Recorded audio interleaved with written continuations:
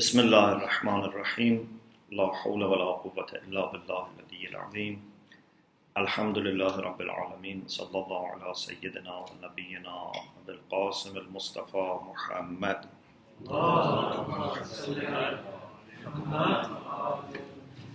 وآله الطيبين الطاهرين لا سيما بقية الله في الأرضين أجل الله تعالى فرجه الشريف وجعلنا من أعوانه وأنصاره. I thank Allah subhanahu wa ta'ala for giving me the blessing of being with you today. And I pray that inshallah our time would be together a time of remembrance of Allah and a time of learning and improving our understanding, inshallah. And at the beginning, I also like to send our respect to all our ulama throughout the history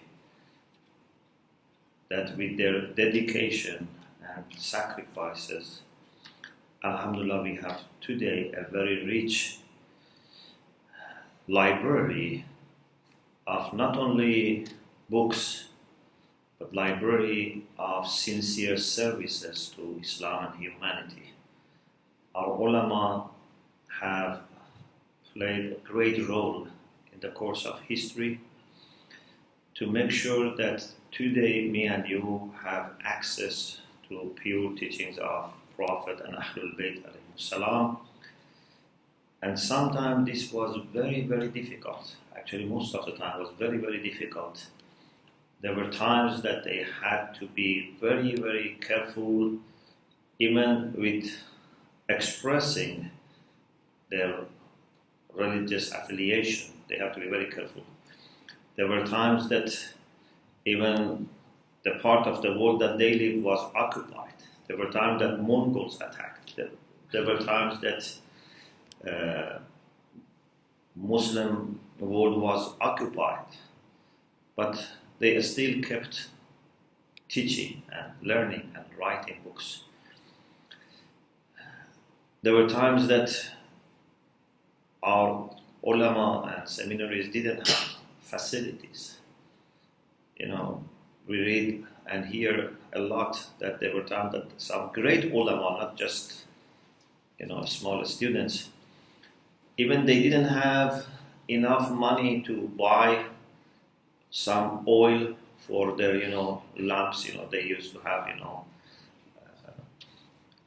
some a small candle or lamp, like lantern, and they didn't have money for that, and they didn't want to say, okay, now because we don't have light, we asleep.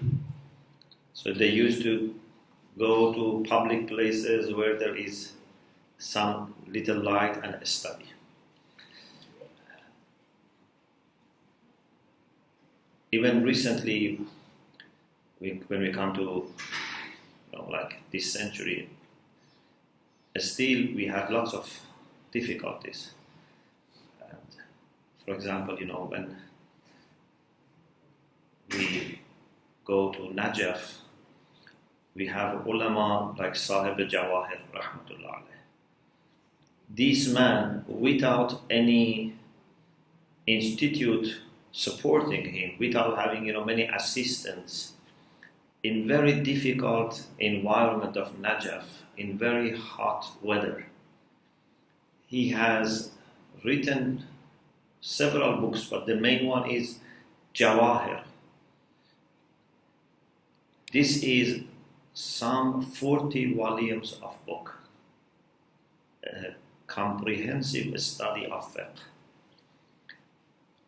Even studying one page of this book, it's very difficult. And some ulama say if someone can understand and explain one page of Jawahir, he's mujtahid.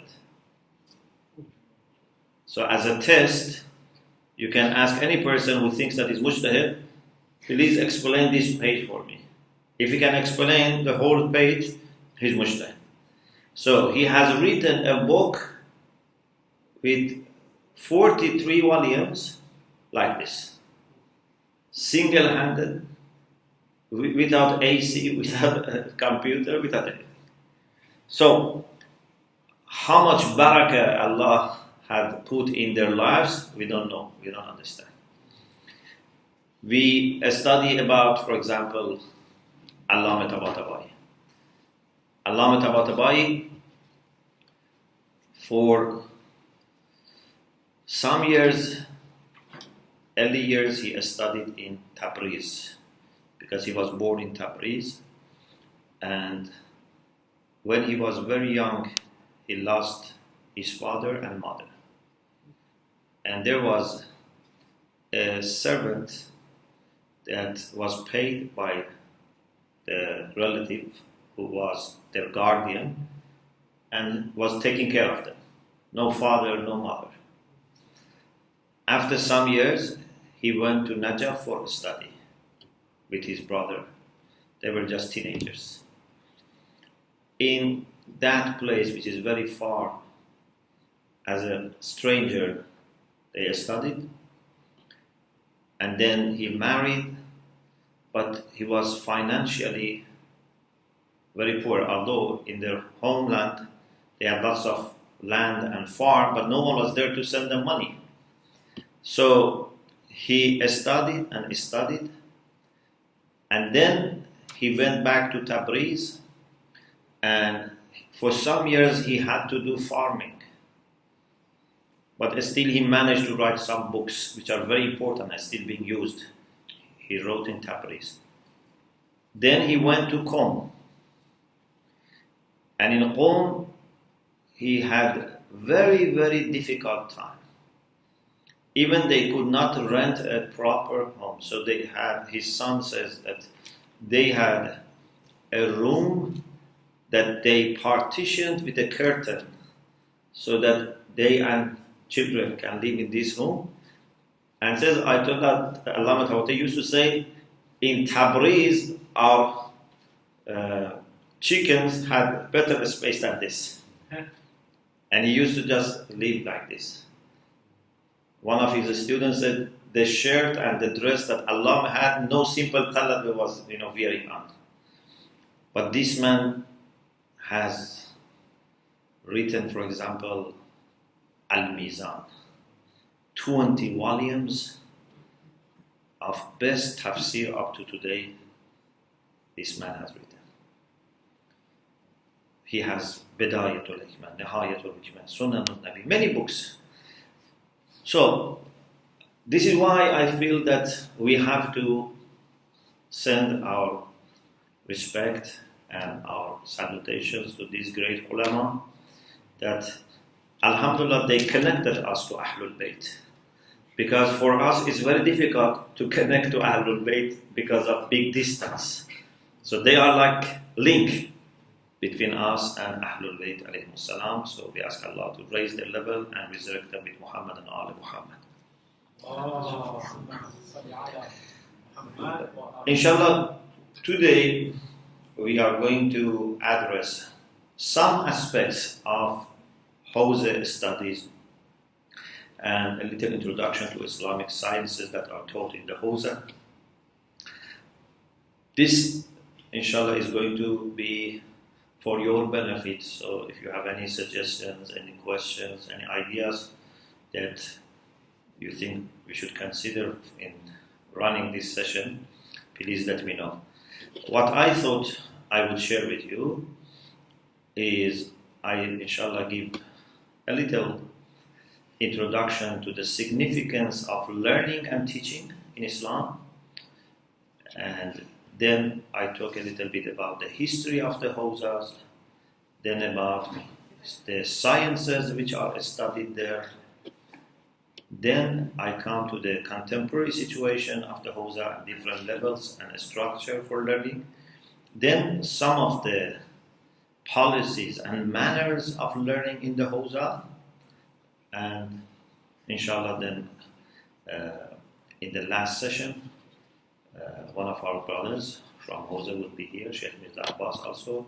He would have a session about akhlaq studies in the Hawzah. So if inshallah we manage to cover these things, I think it would be useful introduction. But as I said, if there is anything that you want to know, anything that you think we should, elaborate more, please let me know. And for different parts of this also session, alhamdulillah, there are more materials that you can use. There are different lectures that I have given on Islamic education, Islamic theory of education, Hawzah studies. I can give you the links.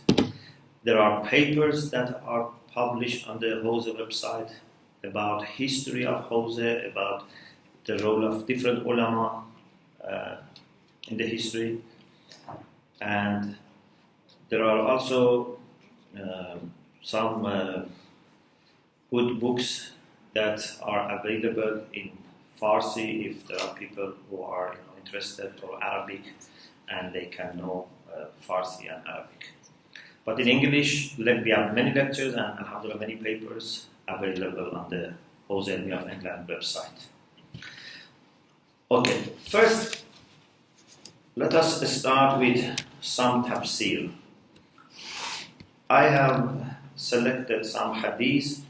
Sorry, I said tafsir or hadith. Yes, so some hadith.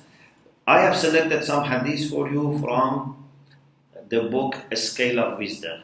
This is a summary of Mizan al-Hikmah, alhamdulillah, available in English, and it's published by Islamic College, the English translation. So there is a section on ilm, knowledge. There are different chapters in this section. So one of the things that we have in this section is about fadlul ilm, value of knowledge or merits of knowledge. There is a hadith from Rasulullah sallallahu alaihi wasallam which is very moving, very encouraging. أقرب الناس من درجة النبوة أهل الجهاد وأهل العلم. The nearest people in their ranks to the prophets, means those who come under the prophets and they're closest to the prophets in the rank, are Ahlul Jihad, those who do mujahada, they struggle for the sake of God. Of course, mujahada is not necessarily mujahada with weapons, it's mujahada maybe by educating people, maybe by offering health services to people, maybe by bringing development and economical facilities to people. Maybe it's jihad akbar, which is a spiritual jihad, and maybe it is a militant jihad for the sake of defending the oppressed and the people who have been dealt with injustice. Anyway, so the people who do jihad for the sake of God, with pure intention and with sincerity, and Ahlul Ilm, the people of learning, means students and teachers, learners and scholars. In another hadith that is very familiar to you perhaps, Rasulullah said, يُوزَنُ يَوْمَ الْقِيَامَةِ مِدَادُ الْعُلَمَاءِ وَدِمَاءُ الشُّهَدَاءِ. On the day of judgment, two things will be compared. They would be weighed and compared. One is medad. Medad in Arabic means ink.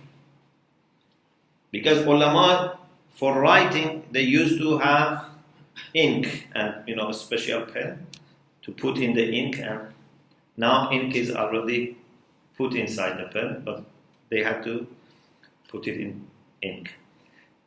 Dima'u shuhada, and blood of martyrs. So here we have two important liquids.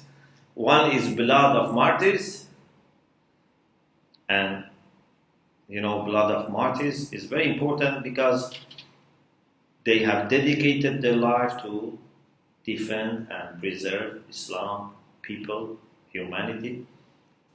So, Medadul Ulama. Which one is more important when they are compared?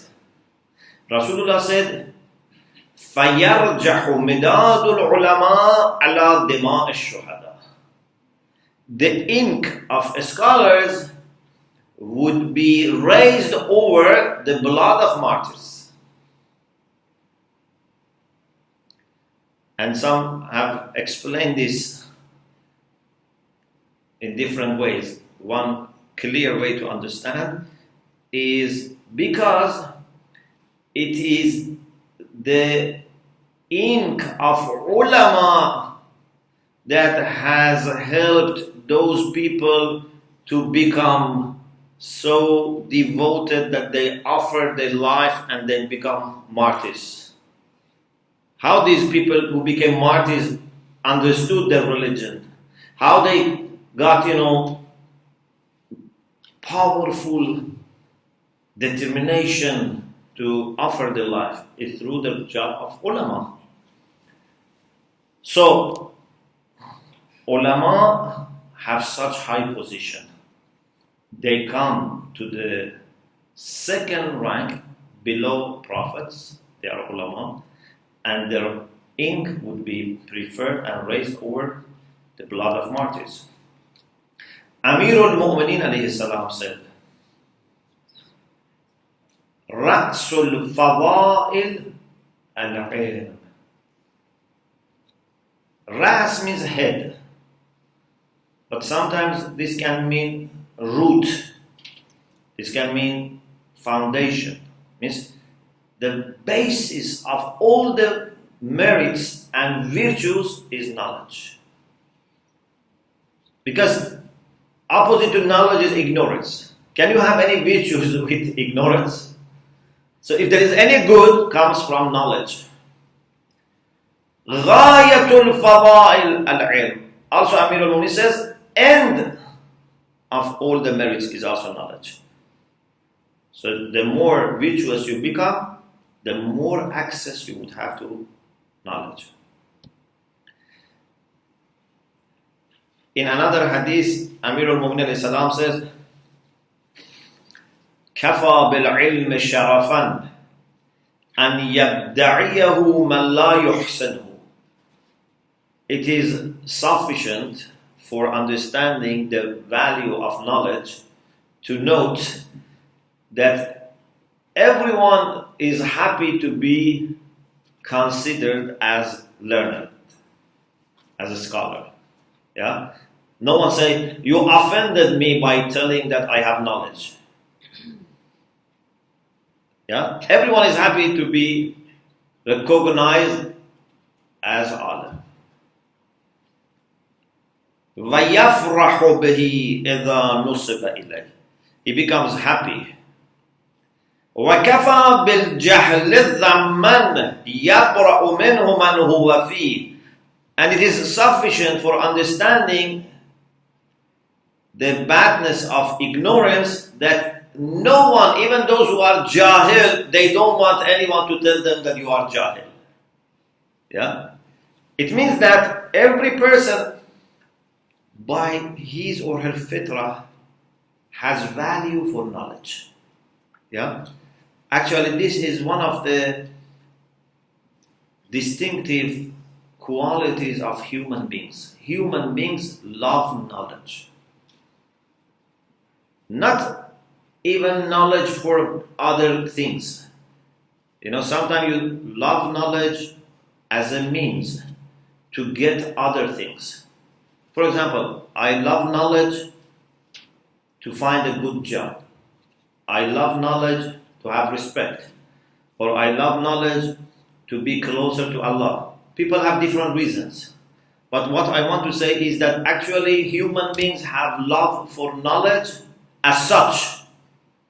Knowing by itself is a great thing, even if it is not going to lead to anything else. For example, imagine someone is dying and is close to the time of his death. still he loves to know more. Sometimes I mention this, in my lectures, this story that Ayatollah Mutahhari has mentioned and remained in my mind. We have a famous mathematician and famous, scholar called Abu Rayhan Biruni. He has different books. Also, he has traveled to India and he has a book about different religions and practices in India. So Abu Rayhan Biruni was dying, and just before his death, in the last maybe days or hours, he was visited by his neighbor who was a faqih, a jurist. And Abu Rayhan, in that serious illness, he was going to die, asked some scientific questions about earth and inheritance in fiqh. His neighbor said, "You are going to die, or you are in such a critical situation. Why you want to learn fiqh?" He said, "Is it better to die while I know or while I don't know? I'm not going to use it in dunya, but which one is better? If I die while I know or die without knowing?" Quran makes this very clear. هل يستوي الذين يعلمون والذين لا يعلمون? Are those who know and those who don't know the same? It's not a matter of what you are going to do with your knowledge. No, just knowledge by itself is a merit. Then, what you can do is, of course, different. It would add to the value of knowledge. If someone has knowledge, and this knowledge increases his understanding, strengthens his relation with Allah, that's enough. If on top of that, that knowledge can help other people, that's extra value. If it can help his own life, that's extra. But just the fact that you know and you can become more enlightened in your relation with Allah and in your relation with yourself, that's a great achievement. Another hadith from Amirul Mu'mineen alayhi salam is إِنَّ الْعِلْمَ حَيَاةُ الْقُلُوبِ. Truly knowledge is the life of the hearts. The spiritual heart, not the physical heart. The physical heart needs some nutrition. The spiritual heart also needs nutrition. What is the nutrition for a spiritual heart? Knowledge, wisdom. إِنَّ الْعِلْمَ حَيَاةُ الْقُلُوبِ. So it means that if we don't have knowledge, our hearts will die. Ignorance kills the heart. وَنُورُ الْأَبْصَارِ مِنَ الْعَمَى. Knowledge is the light of the eyes. With knowledge, the eyes of the heart, these eyes of the heart, will be able to see, will be saved from blindness. Ama means blindness. Nurul absar min al-ama means it will give light to the eyes of the heart so that they are not blind. Wa quwwatul abdan min al-dha'f. In addition to what knowledge does with your heart and eyes of the heart, it also gives a strength to your body. A person who has knowledge can do with the same body much more than a person who has no knowledge. It's through knowledge that we are able to travel thousands of miles. If we didn't have knowledge, we had to walk only, and we were not able to do anything. If you have knowledge, you can live longer, you can be stronger, you can do many things with knowledge. So it helps with your body and spirit. with your dunya and akhirah, with your relation with yourself and people and Allah subhanahu wa ta'ala. Then there is a section about the merits of ulama compared to ubbad, worshippers. Before I mention, I should remind ourselves that those who worship Allah, abid, and the plural is ubbad, have very high position. Imagine if we have people in community that they do all wajibat, they avoid all haram, and they just worship. It's great. Yeah? Imagine we have people that they don't have financial needs. They have some saving, or they are making, for example, money quickly, and day and night they are worshiping. It's great. But if we have people who have knowledge and they are involved in teaching and learning and writing and discussing and asking, answering, they have much more value than ubbad, than people who just worship.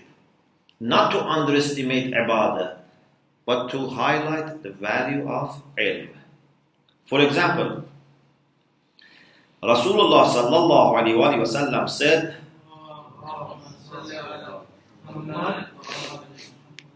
"Inna fadla al-alim ala al-abid كفضل الشمس على الكواكب."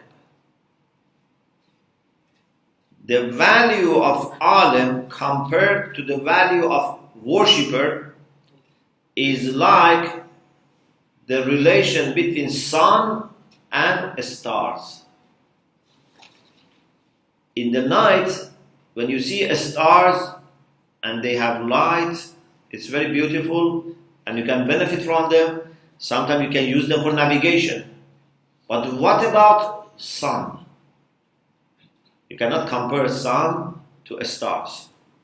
Rasulullah says, alim compared to abid is like sun compared to stars.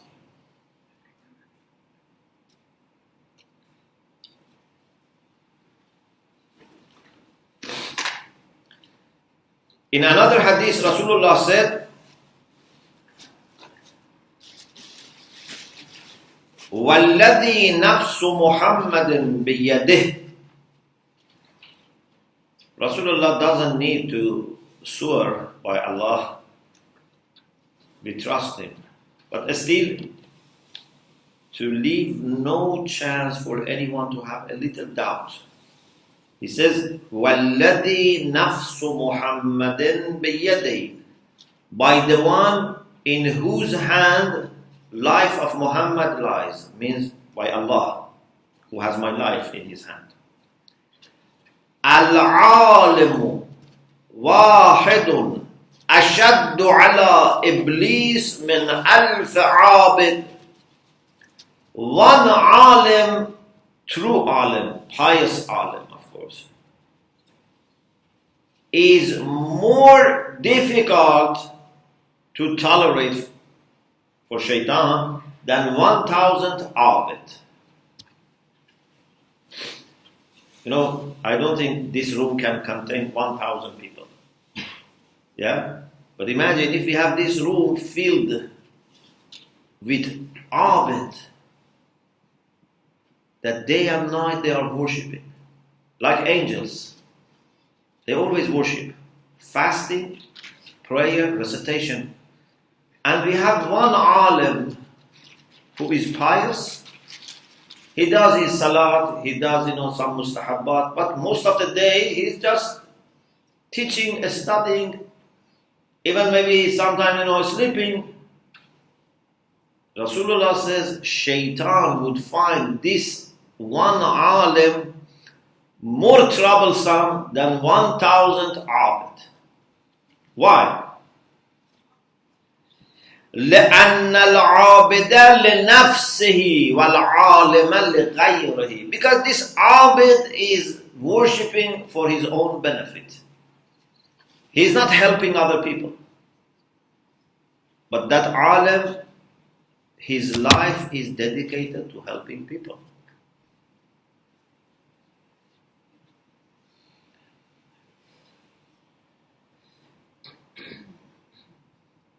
So, this is about the significance of alim. We have hadith from Imam Sadiq alayhi salam. When he was asked about something that is from Rasulullah, لَمَّا سُئِلَ عَنْ قَوْلِ النَّبِي, someone asked Imam Sadiq, please explain what is this hadith from the Prophet.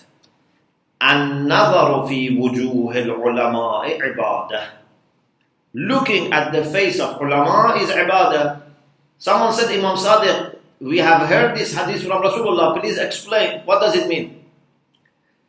Imam Sadiq said, هُوَ الْعَالِمُ الَّذِي إِذَا نَظَرْتَ إِلَيْهِ ذَكَّرَكَ الْآخِرَةِ.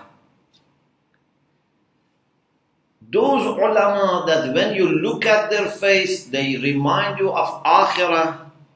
Looking at their face is ibad. Yeah? وَمَنْ كَانَ خِلَافَ ذَلِكَ, but those people that when you look at their face, they don't remind you of akhirah. فَالنَّظَرُ إِلَيْهِ فِتْنَةً. Looking at their face is fitna, means causing deception.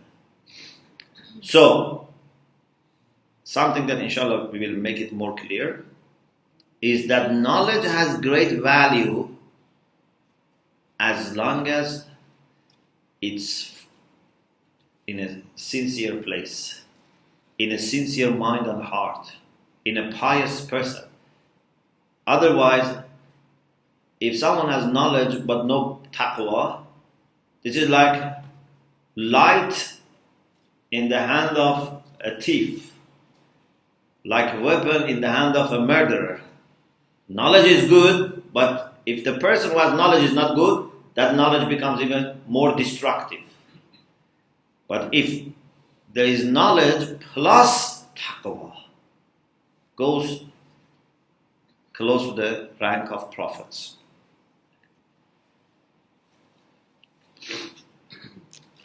Rasulullah sallallahu alaihi wasallam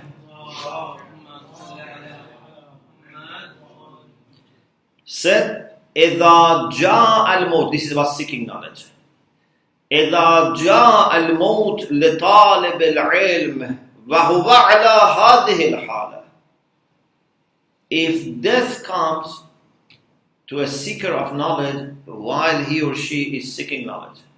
For example, you are a student, you are a talaba, you are studying, okay? Either at home or in this Hawzah, you are studying, and your death comes. إذا جاء الموت لطالب العلم وهو على هذه الحالة مات وهو شهيد. He dies while he is martyred.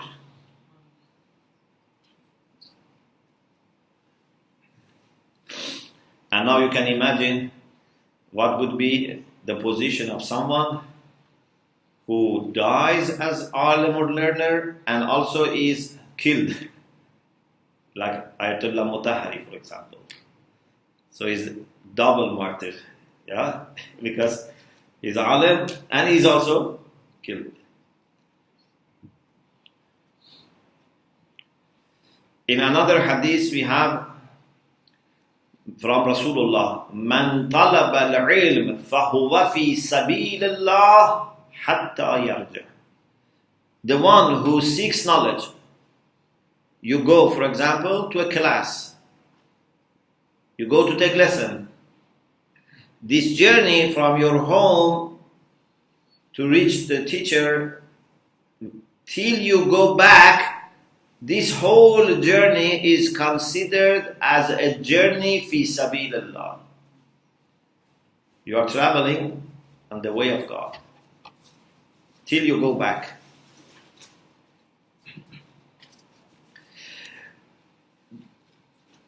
in a hadith that we have similar to it in many sources, which shows their appreciation of the angels for ulama and learners,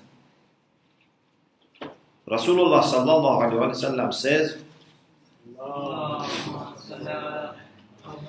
"Inna talib al-ilm tabsutu lahu al-malaikatu ajnihataha." The seeker of knowledge, the student, the learner, is so much loved and respected by angels that they open and spread their wings under the feet of the seeker of knowledge. These angels, who are close servants of Allah, but they are so nice, so good, so pure. When see that there are seekers of knowledge who are loved by Allah, to show the respect and humbleness, they spread their wing under the feet of the seekers of knowledge. This shows that in this universe, in the world of creation, how important is knowledge. Even when you study Kalam, ulama tell you that Arsh of Allah is related to the knowledge of Allah subhanahu wa ta'ala. Allah would not be Lord of this world without knowledge. One of the most important qualities of Allah is knowledge. And ulama and seekers of knowledge are those who try to get closer to Allah through this quality of Allah subhanahu wa ta'ala, which brings also power, which brings also wisdom, which brings also life. So knowledge is a very important thing. So angels, when they see there are serious and sincere and honest seekers of knowledge, they spread their wings under the feet. So imagine if you have wings of angels under your feet, it means you can rise. Yeah? You can fly. وَتَسْتَغْفِرُ لَهُ. They also seek forgiveness. Angels ask Allah to forgive them. Then about teaching. This is about learning. About teaching. There is a hadith that is about a conversation between Allah subhanahu wa ta'ala and Musa alayhi salam. You know, Musa was Kalimullah. So Musa alayhi salam not only received Torah, but he also had some occasions that Allah talked to him. You know, we call them like Hadith Qudsi. Awhallahu ta'ala ila Musa. Allah subhanahu wa ta'ala communicated to Musa, Ya Musa, ta'allam al-khair wa'allimhu al-nas. Even someone like Musa alayhi salam needs this advice. So this is not only for ordinary people. Everyone can benefit from this. Even someone like Musa alayhi salam. Allah said to Musa, Ta'allam al-khair. Learn the good. What is good, what is useful, learn it. But wa'allimhu al-nas. Also teach it people. So everything we need to do is to learn the good and teach it to others. Of course, learning the good cannot be without absorbing the good. True learning comes when you act upon what you have learned. Then Allah subhanahu wa ta'ala said, فَإِنِّي مُنَوِّرٌ لِمُعَلِّمِ الْخَيْرِ وَمُتَعَلِّمِيهِ قُبُورَهُمْ. Truly, I am going to illuminate the graves of seekers of knowledge and teachers of knowledge. Grave here means your condition in barzakh. Grave does not mean the physical place. Maybe someone dies and his body is damaged. There's nothing left. It's exploded, for example. Maybe someone is not buried. Maybe someone is eaten by, for example, I don't know, animals or fish, in the ocean. So this doesn't mean that they don't have qabr. They have qabr because qabr means barzakh, the condition that we have. For most of people, the sign of being in barzakh is when we put their body in grave. Otherwise, even if someone has no body or is not buried, they keep him, for example, in a museum, still is in barzakh. Even some people, before they actually stop all physical activities, they are already in barzakh. Okay? Maybe someone is in a brainless condition and he has already started his barzakh. There is a story that maybe over break I mentioned about someone that that he was in a condition that people used to pray for him, but one of the mystics said he has already started his barzakhi journey and soon all his activities start. So, grave means barzakh. In barzakh, what do you need? In barzakh, what you need is light. Because when light is there, it means that you have almost everything. Because light is a sign of Allah's love for you, Allah's mercy for you, a sign of not being, fear. Yeah? And darkness is very bad because it means that you are alone, you have no support, you have been left yourself, and you have to fear everything. Okay? So when we talk about light in grave, it doesn't mean that, we fix a kind of lamp or electricity in the grave. It means the condition of your soul in its barzakhi life. So, Allah subhanahu wa ta'ala, according to this hadith, said to Musa alayhi salam, فَإِنِّي مُنَبِّرٌ لِمُعَلِّمِ الْخَيْرِ وَمُتَعَلِّمِهِ قُبُورَهُمْ.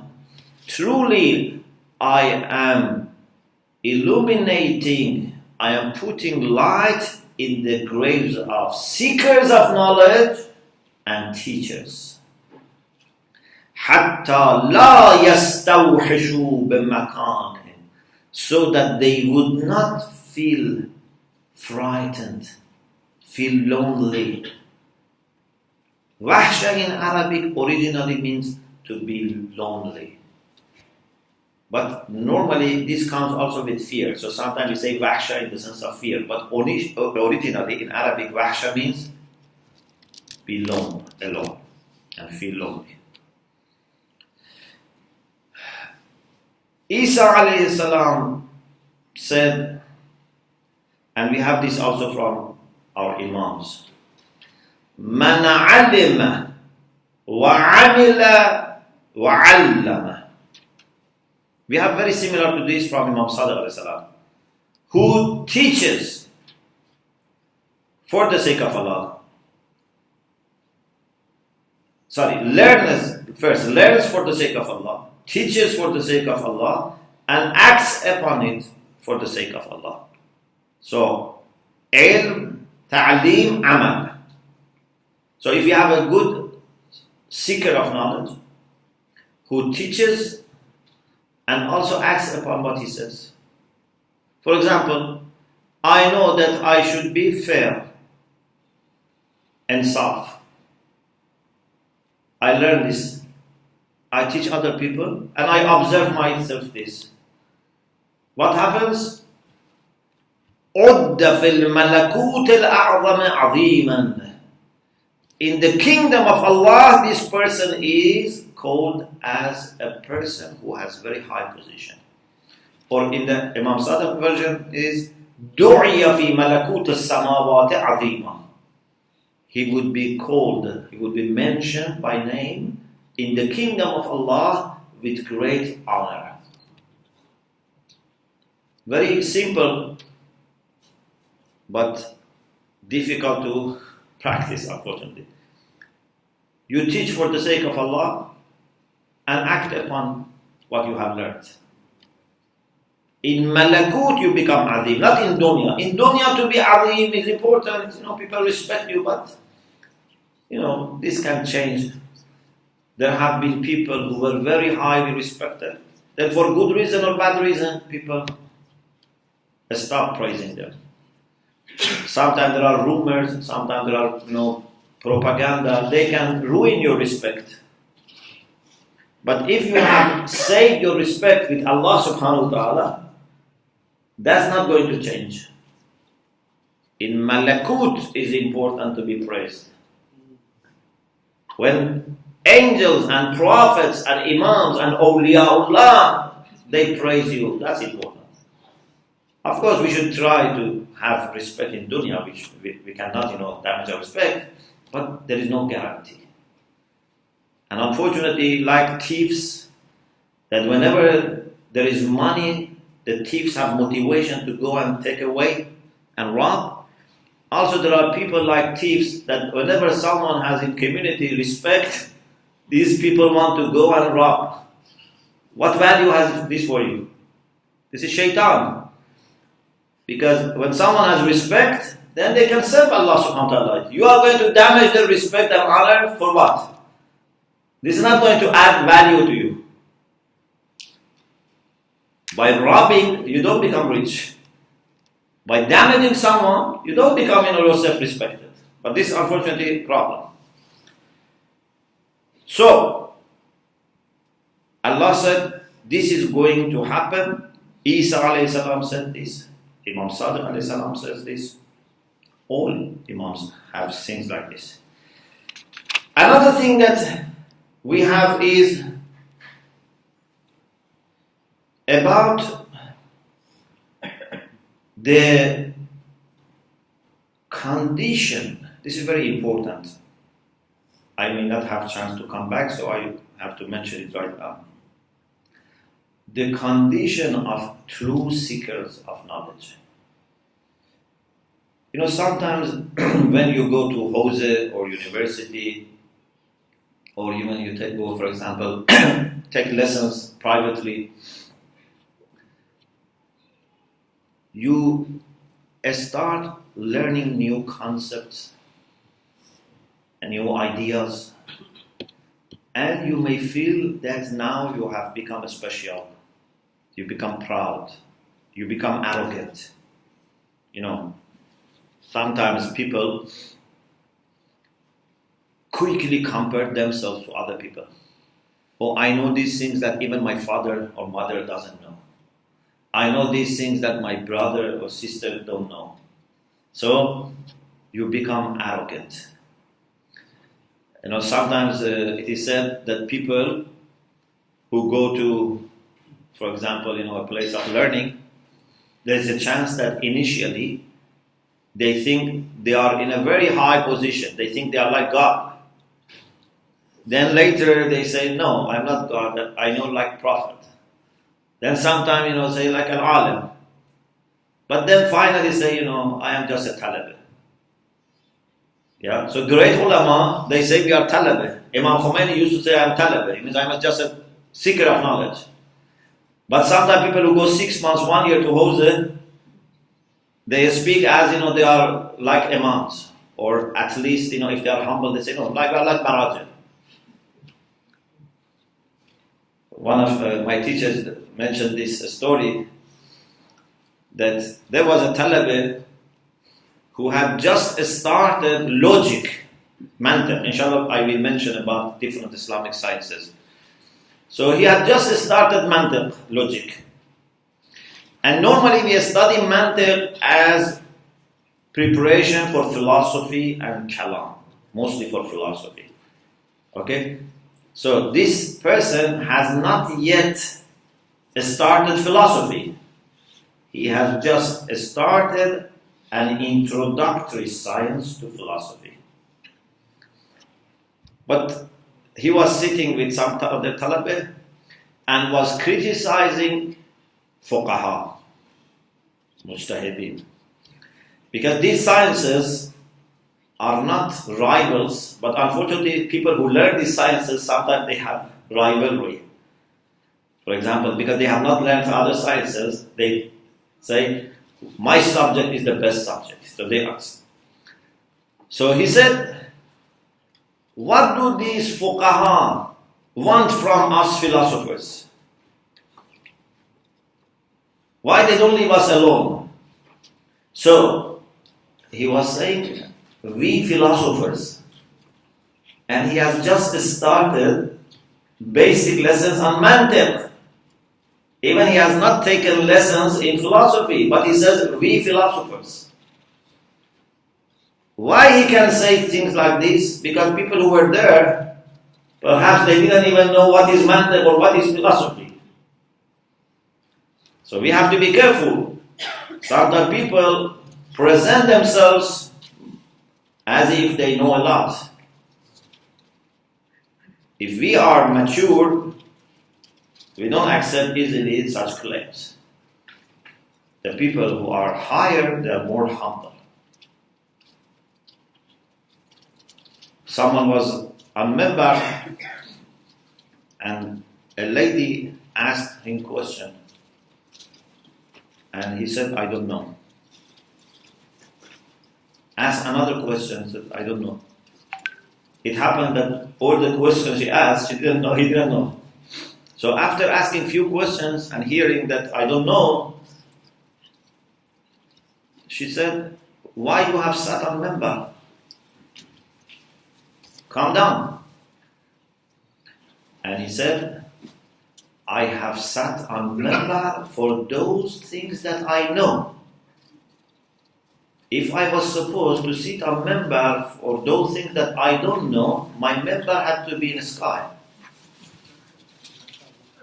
I am here just few steps higher than you because I know few more things. Don't expect everything from me. I don't know. A good alim is the one who can say, I don't know. I have to check. I come back to you. Allama Tabatabai, with his vast knowledge, it is said that he used to say a lot, I don't know. And then after that, he was saying, maybe this is the answer. And he was giving the best of answers. But he was first saying, I don't know. So, this hadith is about the condition of true seekers of knowledge. Oh, sorry. I was excited. So, inshallah, we continue after the break. Alhamdulillah Rabbil Alamin.